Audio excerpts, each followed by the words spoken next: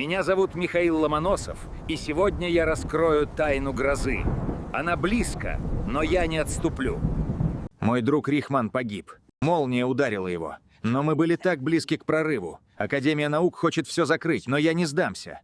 Ученые-мужи называют меня дерзким, но я не отступлю. Моя теория объясняет природу молнии. Это электричество. Я заставлю их слушать любой ценой. Я установил металлический шест возле дома и соединил его проволокой с железной пластиной, чтобы поймать молнию. И мне это удалось. Наконец-то меня услышали. Теперь у домов есть громоотводы. Это открытие защитит тысячи домов от пожаров.